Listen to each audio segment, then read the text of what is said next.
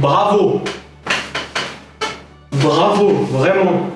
Barcelone gagne 5-1 à domicile contre le club hongrois de Ferencváros. Bravo au Barça. Là, c'est un Barça qui vraiment je retrouve. Enfin le Barça qui m'a manqué pendant les 2 matchs précédents. Enfin un Barça avec une construction de jeu, un fond de jeu, une attaque, une défense. Quelque chose qui régale, un Barça qui régale. Même si c'est pas le grand Barça pour le moment, mais ça régale. Là, ce Barça aujourd'hui m'a fait plaisir de regarder. Un très bon match, 5-1, bravo le Barça. Là, il retrouve, mais bravo c'est Koeman qui a laissé certains de ses cadres. Il a dû les faire sortir pour les préserver samedi lors du Classico. Et bien sûr, mercredi prochain, match contre la Juve en 2e journée. Bravo au Barça qui a été solide, un Barça enfin solide. Une bonne victoire, c'est pas une victoire fade, genre ouais, parce que juste un joueur a fait un moment du match, a bien joué, a fait une bonne action. Là, c'est un Barça collectif qui a su maîtriser le jeu, qui a vraiment tenté de bonnes percées. Qui voilà, un Barça combatif, un Barça que je vois vraiment cette saison. C'est ça, même gagner pas de titre, mais au moins jouer. Donner tout ce qu'il y a, premier match de Ligue des Champions du Barça sous l'ère Koeman, chapeau, je n'ai rien à dire. Par contre, en 2e mi-temps, après le 3-0, là on sentait un Barça qui s'est relâché un peu, et un Piqué, comme je l'avais dit, Piqué, je le sentais. Cette saison, peut-être qu'il ne pourra pas tenir assez longtemps, lui et Busquets, parce que je pense qu'ils ont grandi et tout. Faut renouveler un peu, Piqué. C'est bon, je pense que vraiment, voilà, il n'a plus là, le même dynamisme qu'avant.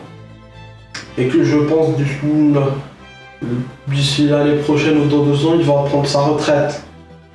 Bah, là, ça a pris un rouge. 3-1, ça m'a un peu réinquiété. Mais là, le Barça s'est remis en place, 2 buts. Bravo à qui 4e but, j'ai oublié Pedri, au jeune Pedri.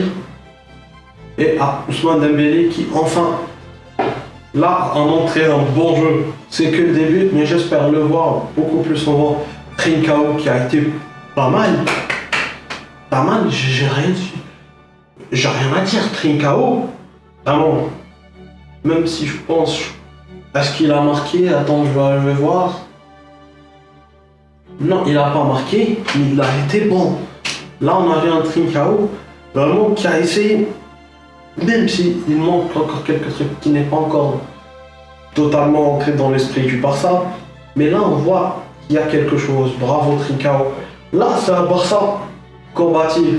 Un Barça qui régale. Un Barça qui donne envie de regarder. J'espère les voir samedi lors du Classico et mercredi lors de la 2e journée contre la Juve à Turin. Un match, un Barça, vraiment rien à dire. Rien à dire, vous êtes comme ça, bravo. Sinon, pas grand chose à dire. Que c'était une belle soirée, Ligue des Champions.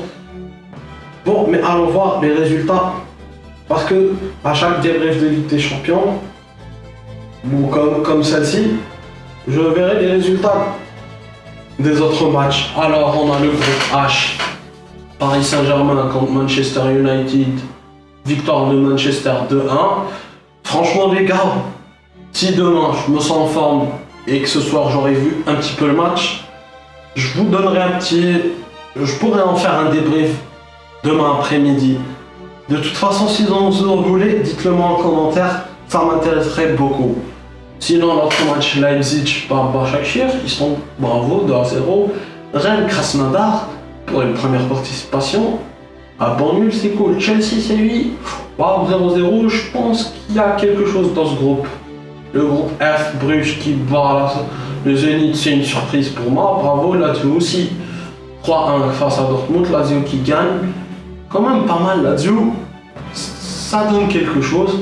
Et le groupe G, la Juve qui bat Dynamo Kiev 2-0. Je m'y attendais un petit peu.